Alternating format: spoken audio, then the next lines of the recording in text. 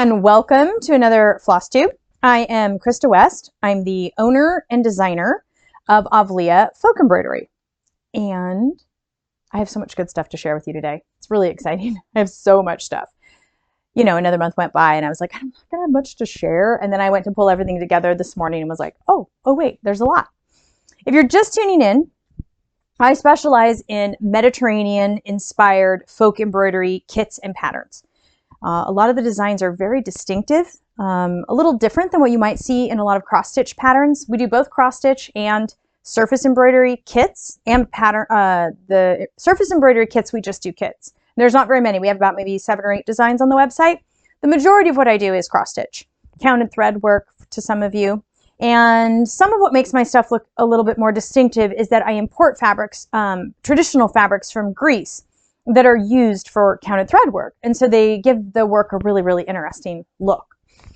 So if you want to see where else my stuff is, everything is pretty much on the Avlea website. Yeah, everything's on the Avlea website. And that's www.avleaembroidery.com. It'll be in the notes.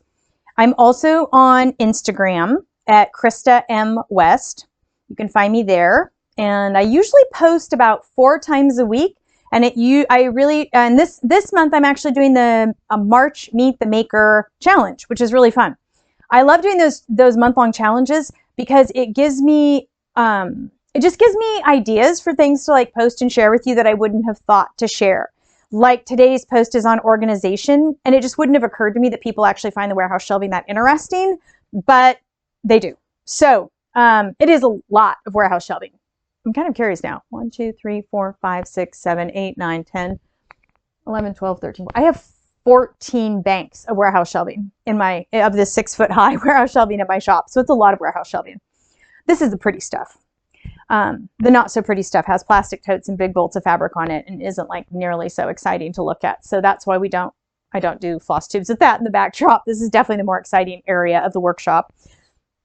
Let's see. Oh, but one other thing I was going to share with you, for those of you who haven't discovered it yet, is we added this thing called forum. It's a forum on the Avlea website. It was actually suggested to me by my guy over at Wix. I have my own guy at Wix. He's so nice. His name is Nathan. And it's really cute. He's probably like in his late 20s, and he's like a Colorado ski boy. And he has totally like learned about embroidery to help me with my website. It's just so sweet. Anyways, and back in the fall, he recommended 2 things for me as a means of getting stitchers to have places to meet up and talk to each other. And one was the Avlea app. So if you have a phone on the Avlea app, you basically just, wherever you go, let me see if I can show you that. Wherever you go to get apps, you just put Avlea Folk Embroidery in, and there'll be an app. It's in both the Apple Store and the Android stores. So all of those, and that's really great. It's pretty much just everything that's on the website, but on the app. 2 cool things about that. One, the courtyard's here, which I'm going to talk about in a minute. And secondly, is if you buy download patterns, they will download to your phone's file folders, wherever those are, which means you can have a download, you can have a pattern on your phone and you can like zoom in really close to it as you're stitching. Kind of cool. Then so the app was the first big thing that he told me. He's like, oh no, you need to have an app. I'm like, okay, an app. That sounds actually my first reaction was like, what? I don't need an app. And then I like came around to the idea slowly. And actually now I'm really excited that we have it. It's been really great. But the second thing that we have is called the forum. It's called the courtyard. And it's a forum. It's basically an area where you can go and post your stitching in progress. You can share pictures of vintage pieces you might have in your own collection. You can ask a question. It's this really lovely cross-section of stitchers, from the brand new stitchers to very, very experienced stitchers. And everybody just shares about things. And I'm learning it's a really great place for me to float ideas that I wouldn't like want to necessarily post on Instagram or someplace a little bit more sort of public. So it's been great. Like this last week, I made the decision for us to go to make another step towards being as eco-friendly as possible and go to using glassine envelopes for our kits and patterns instead of the one-time use plastic that we're all used to, okay? These are one-time use. They look awesome. They make the kits and patterns look awesome. They are not so good for the planet. And I've been looking for a solution. I mistakenly thought that, wow, people are going to really kick up if I try to switch out the really gorgeous clear bags to a glassine envelope, which you can actually, I forgot to grab it before I started the FlossTube, but you can see it on the post to the courtyard. I have a picture of it showing like a kit in it. It's, think old-fashioned donut bag, okay? And so it's what food and things that they wanted to be human-proof and dust-proof was put in. Photographers, it turns out, have used them for a really long time to put photos in to protect photos because they don't want to use plastic for their photos.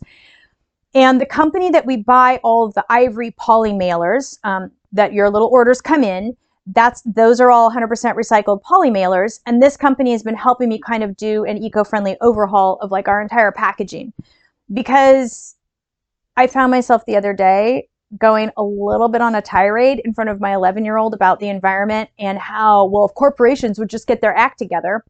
And then I suddenly realized, oh, wait, that's me too. So we've always been pretty eco-friendly, but those plastic bags was one of the last things that were really on my list. So we switched over to we're switching over to the glassine. We'll use up some of our plastic. And if you're just the sort of person you really like those clear bags, we'll have quite a few of them around for a while. So like, you just need to tell me in the order notes, please package in plastic, and I will.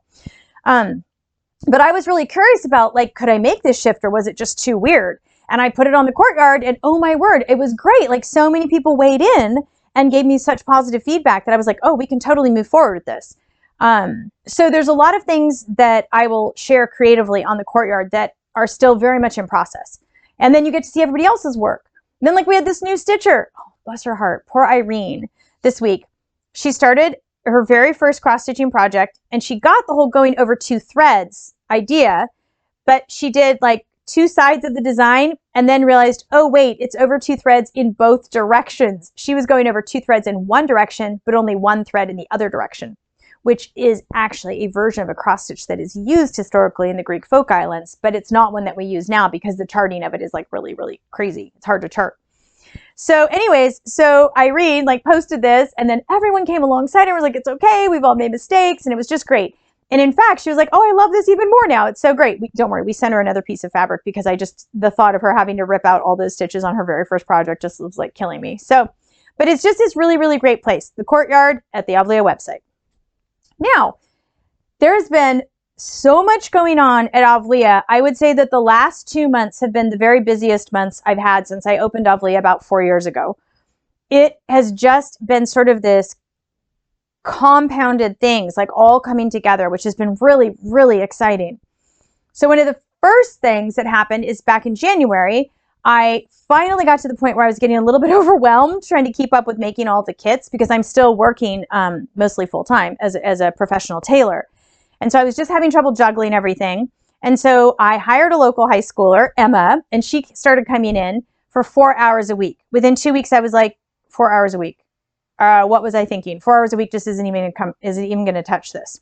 And I was really needing some help on the tailoring side of things too. Just as I get older and my hands are just not quite as nimble as they used to be, I needed some help. So I told my husband, oh, I really need a workshop assistant. But, you know, this isn't our house. And I was feeling really nervous about that. Like, okay, I'm a very particular person. I know that comes as a huge surprise to all of you, right? And I was nervous about having somebody in my workspace. I was nervous about trust. And then I was like, well, I really would love to have somebody who like we could eventually, this was what we said, my dream was eventually to have somebody who I could give a key to the house and like we could actually get away for a couple days occasionally. Because when you own a small business, I mean, it's great. You own a small business, you have tons of agency, but you are always having to be around to like fulfill orders and take runs to the post and UPS and all that kind of stuff. So anyways, so I was sort of like, okay, this needs to happen. This is going to be really hard to find the right person, but like, I just have to buckle down. Like I was giving myself a little bit of a, pep talk, like, Krista, you got to do it. Like, you just got to get with the program here. It's going to take time. It's going to be hard, but you got to find somebody. And so I had actually never hired like an actual employee, like at this kind of level. And so the first thing I thought of, I'm going to put a shout out to friends and, friends and neighbors. Just if anybody knows of anybody looking for work. I did that. And the very next day, one of my very favorite neighbors, Pamela, actually texted me separately and said, actually, I would be very, very interested in that job. And I'm like, what? Pamela sews. She's super self-motivated. She's awesome. The funny thing is Pamela already has a key to my house. So I took it as like this great cosmic joke that the one person who actually applied for the job was actually the person who already has a key to my house. And it has been a revelation having her here in the workshop for the last 2 weeks. I mean, by the whole first week, every day I ended work and I was literally like crying because I had not realized how much I was carrying just all by myself. I'm kind of like, I'll do it. I'll just buckle down. I'll do it myself. Wow. Well, I just got to the point where I couldn't do that anymore. And I'm telling you, I'm so grateful to have Pamela on board. She's actually on vacation this week, but because she had already had that planned. But you'll see her around the workshop now, and it is so, so helpful. She's helping me serge fabric, cut fabric, put together kits. She's also helping me with some of the tailoring, winding floss, packaging kits, things like that. It's just been so great. And I just love having her too because she's just a wonderful person to have in my space. She's positive and she's got great ideas. Like this last week, I don't know if many of you may have noticed it on the website, we added yellow floss, a free skein of yellow floss to the Ukrainian bit kit, the one that's blue and black, so that people could swap out the black floss and use blue. And that way they'd be doing the blue and yellow colors of Ukraine. And that was not my idea. That was entirely Pamela's idea. Pamela was making up some of the kits and she's like, wait, have you thought about this? What if you just put in yellow floss? And I was like, Pamela, that's brilliant. So Pamela's here, and already 2 weeks in, the thing that's the most surprising to me is how much it's affecting my creativity. I just hadn't realized how bogged down I had gotten in just the day-to-day operations. I mean, part of it, I love owning a small business. I've always owned I've owned a small business now for 26 years, and I love it. I love the variety. You know, one day I'm watering plants, one day I'm cutting, $2,000 sets of vestments, and another day I'm making a bit kit, and like, there's so much variety. But I feel like I got to this point where I had too much variety and I needed some things taken off of my plate. And that has just made more room for creativity. And I really feel like my creativity is definitely being positively impacted by that, as you will see. So that was a lot of like talking about me, but there we are. A lot's been happening. And I really feel like we're just kind of on the cusp of Avlea taking a big growth spurt. We've been having a lot of new shops and people reach out to us and find us. And I know that a lot of that is because so many of you are sharing Avlea with your friends, your family, your local shops, that sort of thing. And I'm so grateful. It wouldn't be happening without word of mouth. I mean, word of mouth is just always the best way to tell people about something you really like. So I'm definitely here to tell you it's working. So whatever you guys are doing, just like keep doing it because it's totally working. So let me move on and talk a little bit about, I'm going to talk about the new releases. Oh, isn't this right? I made a list so I would remember everything to talk about and I left it somewhere. So we're going to talk about the new releases. I'm going to talk about a very exciting sneak peek. You guys are going to be the only people that get to see it until it's actually released on the website. So yay on you for watching a FlossTube. And then I'm going to talk about some inspiration and projects in process that are pretty exciting, as well as the upcoming releases. So let's start with new releases. And I'm going to go over these pretty quickly because a lot of you have already seen them on the website. And I was on Fiber Talk, I think this last Wednesday, on their Wednesday episode. And we just talked about the new releases and their inspiration and where they came from and the designs. We did kind of an in-depth hour long on the 4 new releases. So I'm just going to go over these quickly. The newest release is our little bit kit Dianthia. Now, many of you have found and discovered our little bit kits, which are a little bit of embroidery. When I started bringing over the traditional ground cloth, I realized that it might look so different to people that they didn't want to buy enough for like a bigger project. So I was like, wait, what about a smaller project? And then I thought, people are busy. You know what I mean? People are busy, and maybe there's a lot of times where you want just a little embroidery project. And like sometimes you want to make a gift, but you don't want to give like a huge, 30,000 stitch piece, as a gift. You want something small. So I started up with the bit kits, and they've been so popular that Bit Kit Dianthia is the newest. We released Roseanne in January, and then this one came out a week ago. And then Bit Kit Chloris is coming up, I think in April. Probably released that in April. But they're just really great. This is a little carnation, serrated carnation design. Dianthia means flower in Greek. And it's just a pretty name. And so this actually came out of a Latvian needlework booklet, of my little stash of Latvian needlework booklets, and was originally a filet crochet design for crocheting just in white thread in filet crochet. But I thought it was so great of an example of serrated flowers, like especially like little tulips like this and the carnations. And I just loved them. And especially with some of the little geometric elements, that I thought it would make a really, really awesome kit. So that's the newest one.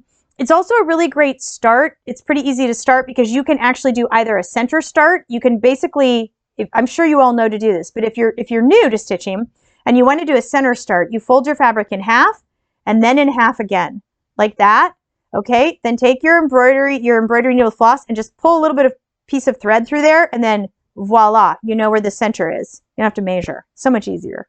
So you could center start here and work outwards, or you can just start in one corner and like go this way too. Totally up to you. It's worked in a very traditional folk embroidery palette of just the classic bright red, bright blue, bright green. These colors work. You know, there's a reason they're used in so much of historic folk embroidery, is that they really, really work together. So that's the Bit Kit Tanthia. The one that I think I showed this to you last month, but just another little peek of it. This is the Baltic Easter basket cover that released in Just Cross Stitch magazine. And that was my first design in Just Cross Stitch, which is kind of exciting. They did a beautiful job with that. So that one's now available. It's hard to tell from the video, but this is actually worked in 2 colors of red. It's worked in 349 and 347. They're very close, but it creates a little bit of like an antique shading look. Just very faint, but very, very neat.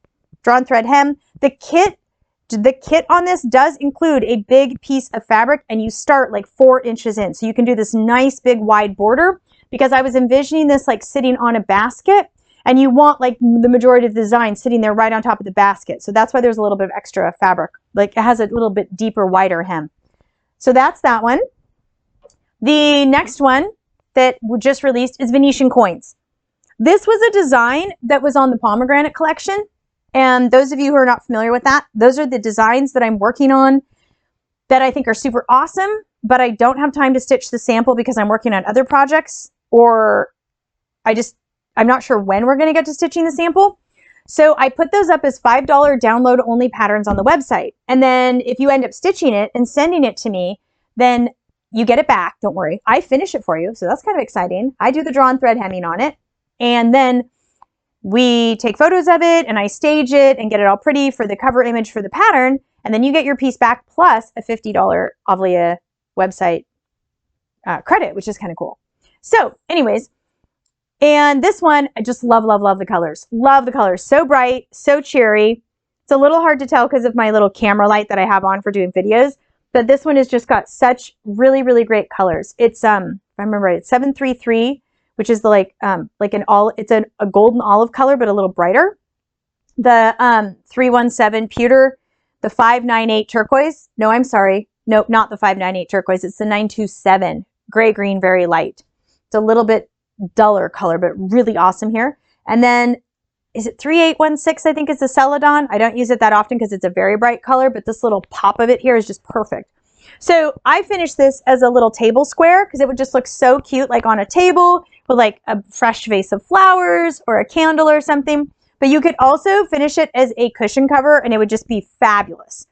And I would say that if you're like, oh, I'm just not crazy about that colorway, this would be an awesome design to just kind of choose your own adventure colorway. You could do this in reds. You could do this in more yellows. You could do it in purples or oranges or things like that. It'd be really cool. So a lot of options there. I think there's only 5 floss colors in this. 5 or 4? 1, 2, 3.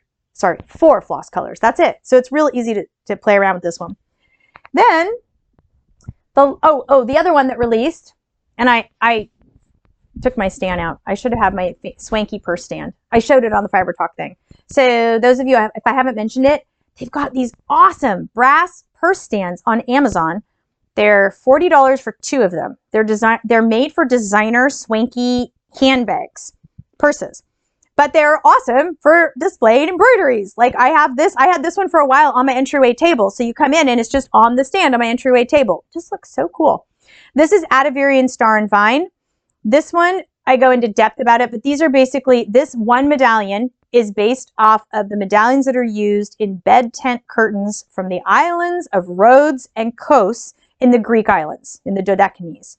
So this has got a lot of history. This one's chock-a-block history. So, but I worked it in a simpler color palette, in a more modern color palette. And I'm actually holding it upside down now that I look at it. It's so easy to get this one upside down. I have to look and see which way the little vines go. So really, really neat. The original colors of this would have been red and green. But because we tend to read those just as Christmas here in the United States, they don't work very well for this kind of embroidery. You look at it and say, oh, it's only for Christmas, when actually it can be used year round. That's why I really switched out the colors. You could do this and do it in, say, black and red. You could do it in green and black. Could be like really cool. Lots of options here because it's just the two colors. So that's Ativarian, Star, and Vine. This one comes as a kit. When it comes as the kit, you get the backing fabric as well. This is a Robert Kaufman 7-berry paisley, and it comes with this. I actually coordinated the floss to this fabric, and so when you buy the kit, you get the linen, the floss, the pattern, and the backing fabric, so you can choose how you want to use it. The backing fabric is the exact same size as the linen that's included. This is on 30 count linen. Okay, next up, ta-da, is Evangeline Border. Okay, this one I'm really excited about. So when you go to somebody's house in Greece, oftentimes they have these really cute little wall hangings hanging right near the front door. And they usually have like a little saying on them. Sometimes they say Kalimera, which means good day. Sometimes they have something like welcome. A lot of pious families will have Kyrie eleison on there. It's a Lord have mercy on the wall, which is really, really neat too. They are very much a part of like Greek home decor, and they come out of the folk tradition. And sometimes you see them done in crochet, and sometimes you see them done in embroidery, and sometimes you see them done in counted thread. It just depends. There's a wide variety of them. When I'm in Greece this coming year, I'm hoping to actually see if I can find more of them and sort of learn a little bit more about that tradition, because it's really neat. But I've wanted for a long time to do a design that would actually have some space in the middle that you could add a saying or a quote, or maybe commemorate something like a wedding or a birthday. And so that's why this whole space in here is open. It also makes a fabulous like table runner. When I had this on my table with like a brass vase and flowers, it just really popped. It was beautiful. It's got these really cool stylized flowers, lots of like interesting little motifs in here. You've got these really fabulous little kind of little open roses almost, but then some really cool diamonds. You've got some more diamonding here. You've got just really interesting motifs here. This one was really fun to work on because there's just a lot of layers of motifs in this one. I kept it in a fairly traditional colorway of reds, blues, greens with various tones of those. So for example, it's the 355 red with like the alizarin, and then it's like the avocado green with the 3012 soft olive green. And then I use the 598 turquoise, and then the 924 gray green very dark. So it's got a very traditional feel to it. And then the pattern on this one is actually 3 pages. So let's see, pages 1 and 2 are just the info pages, okay? But the piece of paper that's page 3 and 4 has the one side of the chart and then the other side of the chart. Then the final page is actually the full-size chart, like all my patterns have. But then the last page is this section of the design with the chart there but left blank, so that you can like take a pencil and chart in whatever it is that you want to say and then erase it and reuse it, however you want to do that. So that's Evangeline Border. Very fun. Okay, moving on. So much fun stuff coming up. I have been having a ton of fun designing lately. In the last couple of months, I've gotten a couple of just really long design days in. I'm starting to learn that I need to just schedule those in, because I don't know how other people do this, but it's kind of hard for me to just do design in bits and pieces. I like to just really go down the rabbit hole. I like to like have my laptop there and have my earbuds in and be thinking about all the designs, and I hate being interrupted. So I've taken a couple of days lately where I've just told my family, like, figure out dinner, you're on your own, I love you, this is character building, and I'm going to be like designing all day. And actually they're super duper nice about it. They're like, okay, we'll make you popcorn, because they know that's like my favorite thing at the end of the day is my popcorn. So it's been a really fruitful time for me for designing. And I'm really looking forward to this, to all the upcoming releases that are going to come out of that. The one that I'm working on right now that I'm actually almost done with, I'm actually just doing the drawn thread hem. I should finish this today, is the Octagon. I don't have a name for it yet. Sorry. I know, right? Like some of them just till the very end, I like have not figured out what to name this one. I'm getting there. But this is actually based off of a historic embroidery from the Cyclades Islands in about the 1800s. It is so rich, so gorgeous. I loved stitching this. This was one of those ones that I had that really bittersweet moment when I finished, and I was like, oh, I'm done now. Like, it was hard to kind of let this one go. Normally I'm like, whoo, okay, next one. What's the next one? But this one was like, oh, I really love spending time with this design. It just was really cool. And I did a bunch of Instagram posting of this one in process, showing how I rough in a design and then go back and add all the elements, mainly just because who wants to get to the, who wants to start here, work all the way around, and then figure out your one thread off over here? I don't. So I try to get out in front of that by just like, I worked all the red motifs first and then went back and filled in. So this one, again, is worked in a very traditional colorway. It's 355 red, 3012 soft olive, 310 black, 3032 medium mocha brown, and 927 926 gray green medium. Now, I originally was planning on this to be a cushion cover, but when I finished it and put it next to my Corinthian bridal shawl cushion cover, I was like, don't love the like open space in the middle. And my husband was like, oh, that would look great on the coffee table. So I'm going to actually, that's why right now I'm working the drawn thread hem, and I'm going to actually put it on my coffee table because I think it would just be so much more of a statement there. And it would go really well in my living room. But I love this one. Now, this is the first design that I've worked on the new 26 count Mickey. Those of you who are fairly new here, Mickey is a traditional counted thread fabric used in Greece that is actually made from mercerized cotton. It's not linen. Most of you who've like maybe started cross stitch on Aida cloth and then you graduated to like doing counted thread linen, you're used to working on linen. And that was my trajectory years ago. When I was in Greece and saw these fabrics, I was like, wait, what are these? Like, they're really different. They don't have the hand of linen. They just feel very different. For the last 2 years, I have been begging my mill agent, like, please, I love the Mickey, but we only have it in the bright white and in the Sakari color, which is like kind of a deep ecru. And it's a great color. It's just kind of limiting. And I said, can you please, please, please get me an ivory? And I've been begging and begging and begging. And finally, he's like, okay, like we found it. But when I got the sample, it's 26 count.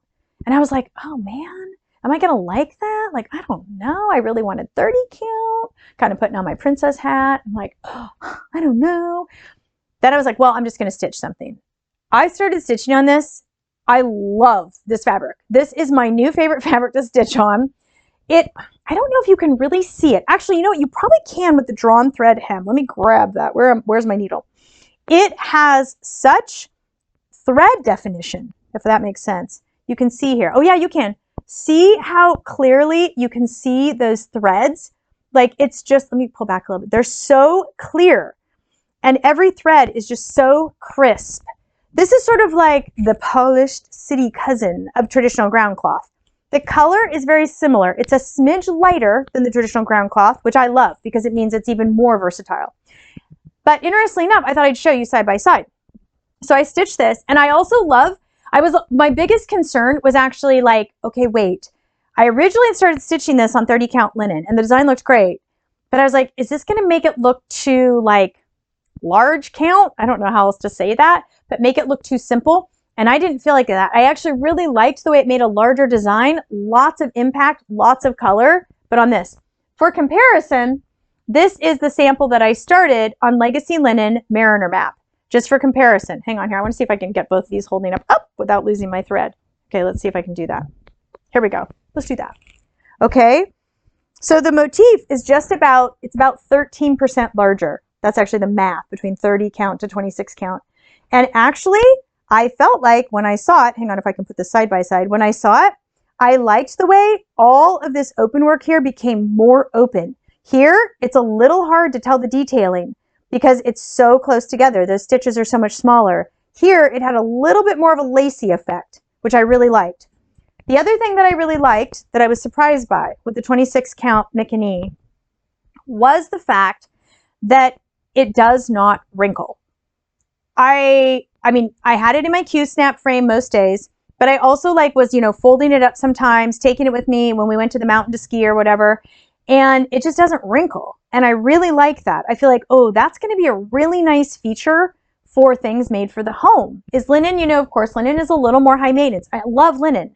Nothing to say against linen. I love linen. And I'm actually waiting. Oh, first shipment of Greek linen should be here any day now.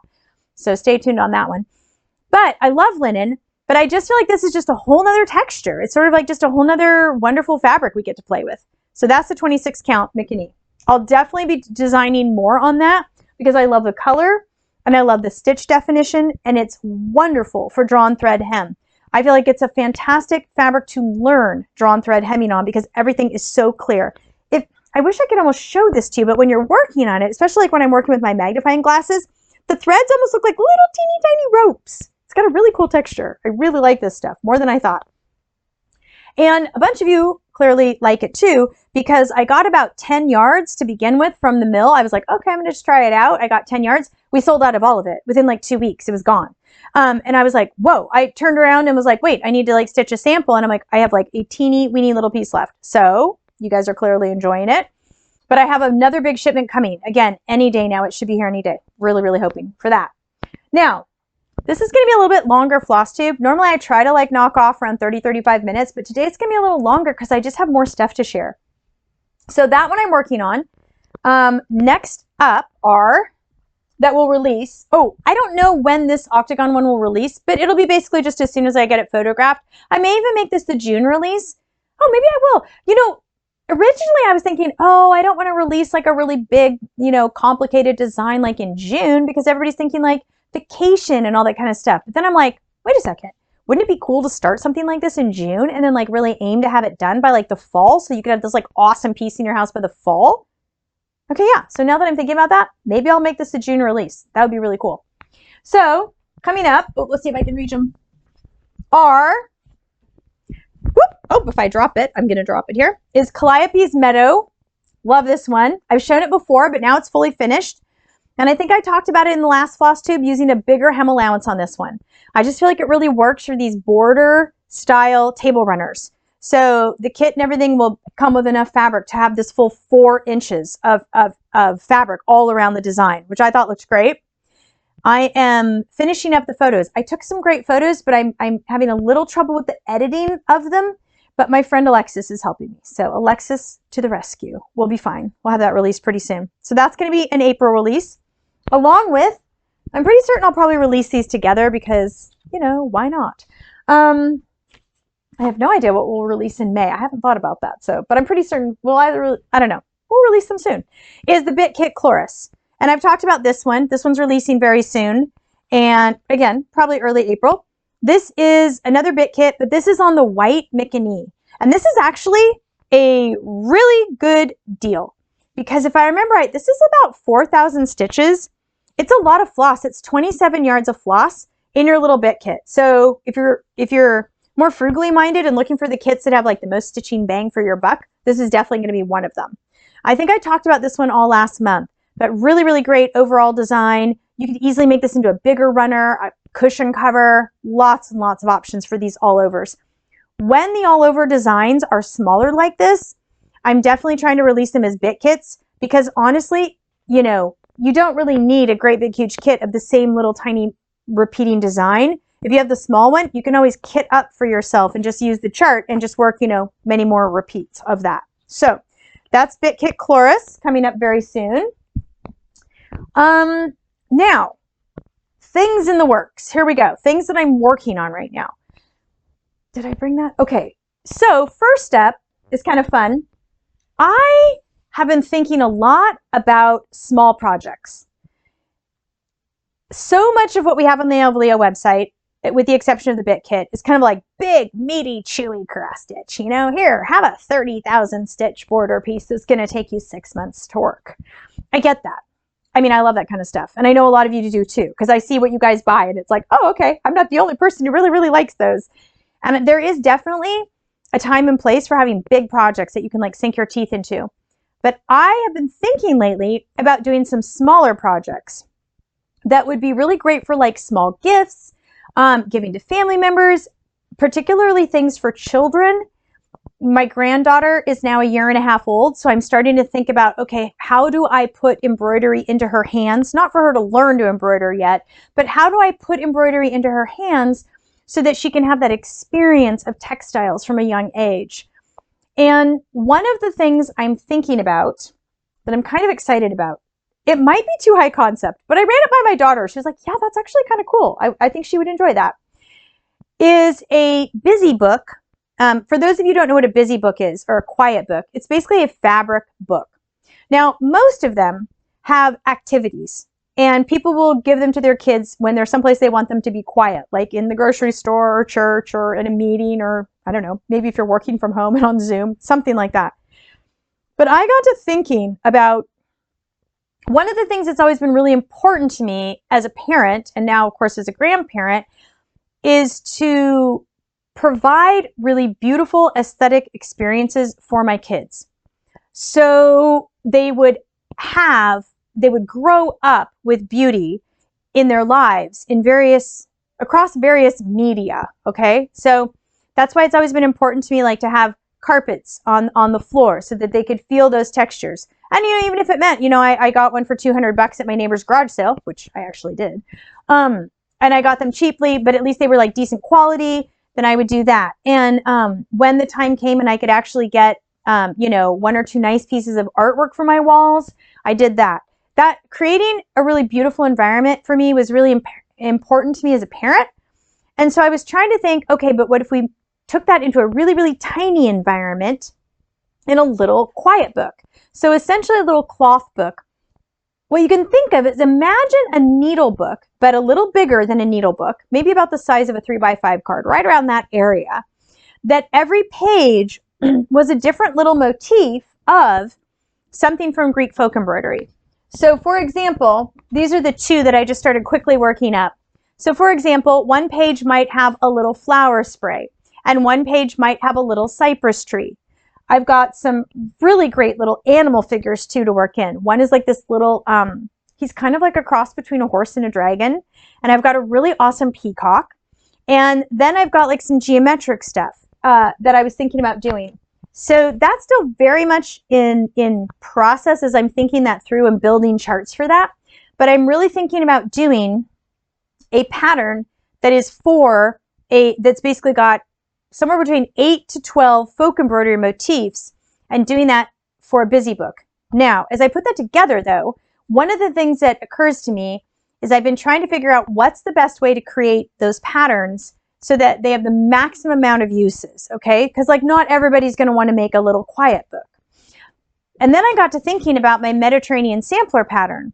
And boy, everybody really likes that pattern because it's just 4 basic Mediterranean motifs put in one little square pattern and then combined with some borders. It's really neat because you kind of get to see all 4 of these different motifs. And in the one pattern, you could use that pattern to work whatever smalls projects if you wanted. In fact, for a while, I think we still have a few of them left on the website. I did them as pincushions, sets, like 1 motif per pincushion. And so that's kind of the concept. So I've been thinking that maybe it'd be great to group them thematically and do like 1 whole pattern that's all on creatures, maybe 1 whole pattern that's on flowers, and then maybe 1 whole pattern that's on auxiliary things like boats and different motifs or geometrics even. So anybody who has thoughts on that, like feel free to let me know, because I kind of feel like that might be a really great way to do that. And then I would do, when I do the quiet book, I figured I would do like a full video tutorial of how I did that and how I use those patterns. So kind of high concept, but it might work. I don't know. But along those lines, one design that I do have coming out, and guess what? You all get it, which is super exciting, is our new little free chart that we put in with every order. So when you order from Avlea, you get a little free chart card. And for the last almost year, it's been the little 3 flowers chart, which is really cute. I think we call it little flowers. But this one, oh, see, I still have my notes on here. I have all of my notes. The next one I was working on, I came up with it It's from, it's another Greek island embroidery, and I can't, right off the bat, I can't remember which island. But it's this charming little border, so sweet. These little stylized flowers. And I worked it in like a really kind of fresh and more springy, warm kind of colorway. And I had to work this to be able to take the photograph for the free chart so that Kristen, our graphic designer, can like make up the chart for us and the little promo cards and all the things. So I had this like really awesome little piece of cross stitch done. And I was like, wait, what if I made that into a little bag for my granddaughter? So I found some super cool, beautiful Kaufman fabric that I'm going to use. And I'll start doing some tutorials on this. Basically how I'm going to use this and basically sew it into a little cloth bag. So that is like basically on the front of the cloth bag, it'll have like this little decorative element, which I think would be really fun. She can put her little Playmobil toys in it or, you know, whatever. When my girls were little, I stored a lot of their toys like in cloth bags and they really liked them. They would like, we had all sorts of different ones. We had big ones, little ones. They're kind of a fun little thing. And I mean, drawstring bags are so easy. And I have techniques for both an unlined and a lined version that are really cool. There's kind of a really cool lined version technique that I learned in Greece that I'm thinking I'll probably use for this because it'll look really neat. And it has the added benefit of protecting the back of your embroidery. So that's a new chart that's coming about. So everybody will get the little free chart card. When you place an order, you just get it in with your order. But then the bag, that'll give me the materials that I need to do the tutorial to start showing people how to use smaller designs and incorporate them into other projects. When you're talking about folk embroidery, it's usually used with things that are very practical, daily living objects. It's put onto folk costumes that are used for, you know, feast day celebrations or weddings or things like that. It's put onto cushions, which helps soften hard benches. It's put into bed tent curtains, which are used for privacy and warmth. And like it's used for table runners, which are adding decorations. So there's always kind of this very practical end use. And so I'm trying to use that as kind of my overarching theme for creating small projects. That whatever I'm going to create, I want it to be something that's really useful. Now, a number of you have bought the Bit Kit bags that were on the sale page. I think we're totally out of them now. That was like one of my very first projects. Oh my word. I'm so embarrassed. Like I didn't even know to put symbols in the middle of the colors of the charts. So definitely learning curve there. So we sold those off on the sale page because I was like, okay, but I am actually working on reintroducing those with newer and even more exciting borders because that's another way. So as you can sort of hear me, I'm really not doing the best job of communicating this right now. But what I'm really working towards is to create some patterns that are multi-use, essentially, so that you could do them as a full, like all the little smalls for even the quiet book. You could put those all together in a wall hanging. You could use just a group of 4 of them on a pillow. You could do different things with them. But then that pattern has like multiple uses. And that's kind of my goal moving forward, is to start working in some designs like that, so that you can choose, kind of a choose your own adventure patterns. And one of the ones that I'm working on right now, I'll just show you the chart because it's really cool, is I'm working on a Byzantine band sampler. Oh, I should have grabbed my book. Okay. So I have this really, really awesome book that has Byzantine decorative ornament in it, but it's all painted. It's all from frescoes and illuminated manuscripts and painted in churches in Greece, and amazing, like amazing. I literally could just open the book anywhere and I'm like instantly inspired. It's incredible. But I started wondering, like, wait, could these be adapted for cross stitch? And so I started playing around with them, and I'm kind of excited about this. But this is going to be a new, and I need to play around with it still, so you can see I still have some working notes on it. But this is essentially, and you're getting a sneak peek because I'm not showing this anywhere else, but this is like basically a whole pattern that will be made up of multiple borders. So you can finish it as a band sampler, either for a pillow or as a wall hanging. But then you also have like 9 of these fabulous borders that you can use on different projects. You could make a small bag out of them. You could put them on a tote bag. You could use them for a bookmark, like all different things. So again, a great pattern for lots and lots of versatility. I'm actually really excited about stitching this one. I think this is going to probably be one of the next ones I stitch. This one, I'm like, I got to stitch this one myself. It's just so gorgeous. This whole scene down here, ooh, with the outlining. Oh, anyways, so awesome. I had so much fun with this one. This one's taking me a long time because I had to kind of really analyze the painted elements and figure out how exactly would I translate that into a gridded chart. So that's going to be really fun. So that's coming up. And then along with that, oh, actually, I can show you part of what got me thinking about all this. I really probably should have said this at the beginning, but Taproot magazine asked me to write another article for them. I have one coming out in their May issue, and then I have another one coming out in their August issue. Now, the May issue is really neat. It's a whole article on heirlooms and how to use heirlooms in your home to signify the seasons and things like that. And the design that I did for that one, I love it. It's called Thracian Forest. Beautiful. And they'll have that for 8 months. And then after 8 months, then I'll be able to release it on the Avlea website. But also, like, go buy it at Taproot. It's going to be the same price at Taproot as it will be at the Avlea website. And honestly, like, support Taproot. They're a great organization. They're a no advertising, totally independently published magazine. But this next project that I'm working on for them, and the one that'll be in the August issue, they wanted me to write on repurposing textiles.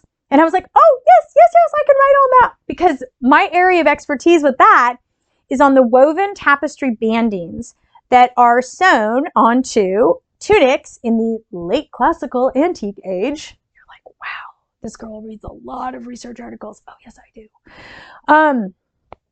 But effectively, the way this worked is in the ancient world, so we're thinking like 100 BC to like through the Byzantine era, you would take a huge amount of time and you would either hand weave or hand embroider a beautiful border piece for the bottom of a tunic. It could go on the bottom hem of a tunic, your tunic that you would wear, or maybe on the sleeves, okay?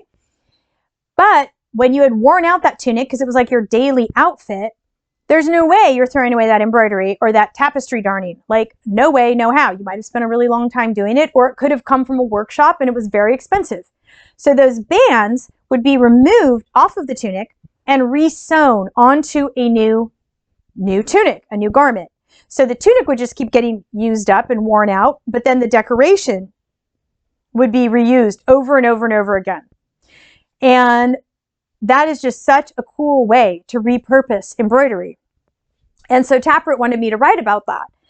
And they wanted me to make a project. And I'm like, oh man, like I can't devote 10 months to like embroidering, you know, like 3 feet of tapestry banding, you know, that's just not going to happen. And nor is that going to be an achievable project for most people. But, oh, am I all plugged in? Okay, hang on. I have to show you the state of my apron first. So just give me 1 second to run over and get it, because that will really like be a very good visual for this conversation. Hang on just 1 second.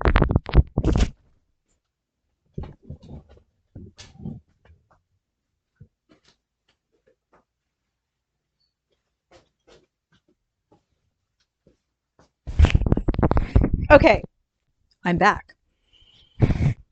Okay, so this is my apron that I use, and I'm really kind of embarrassed to show you, but I use my apron a lot when I'm working, and you can see, oh my gosh, how sad is that? It's just in tatters, like in total tatters.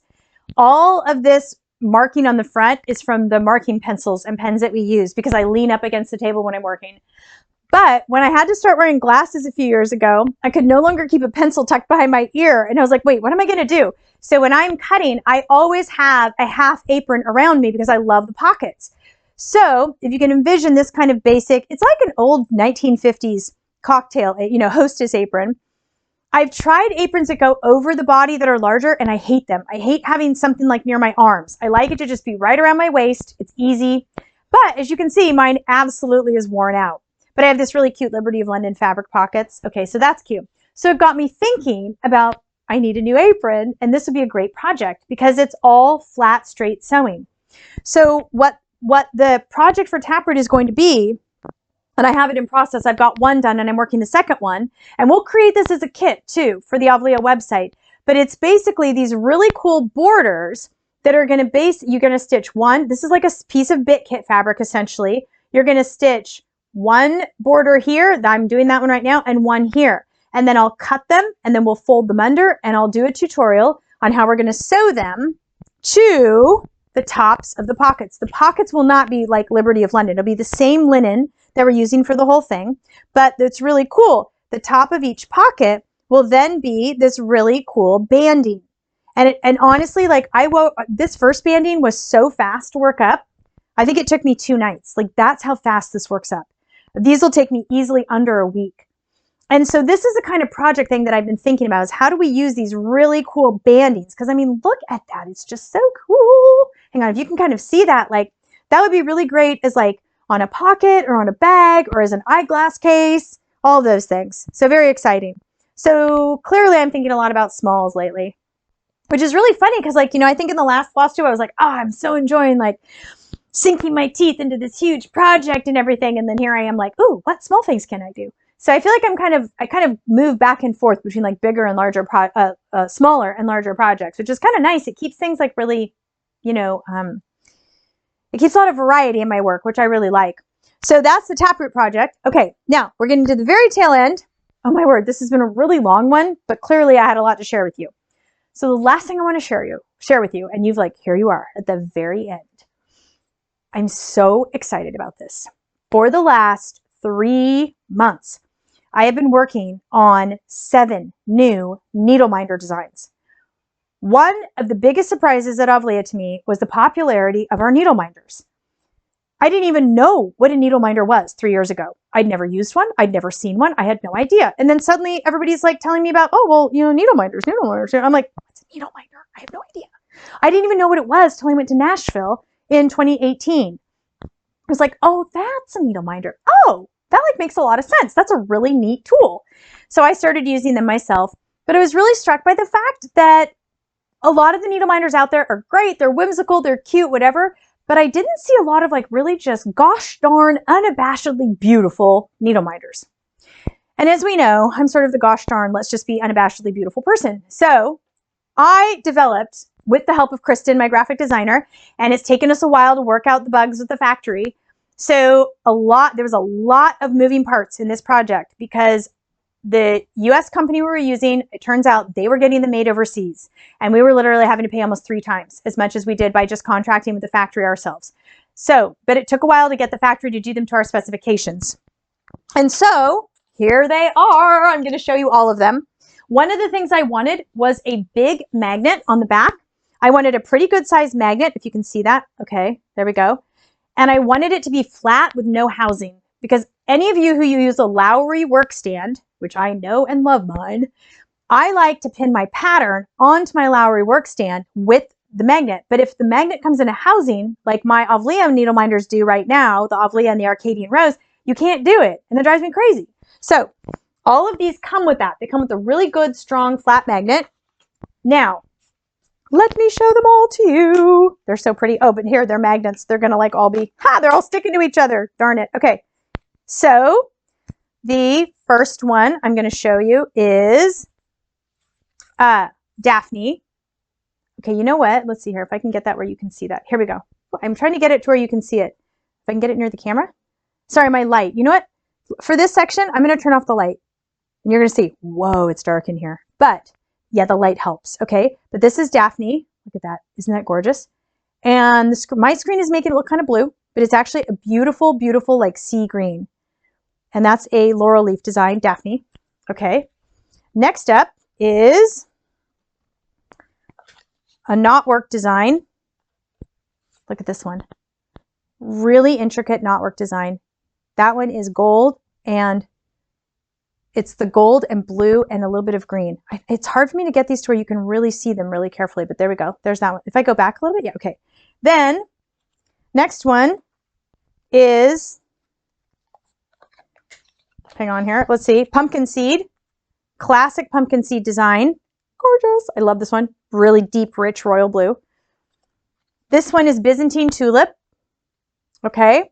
Really neat tulip design with kind of a classic terracotta background. Then the next one is Byzantine Heart. Actually, Byzantine Rose. Sorry.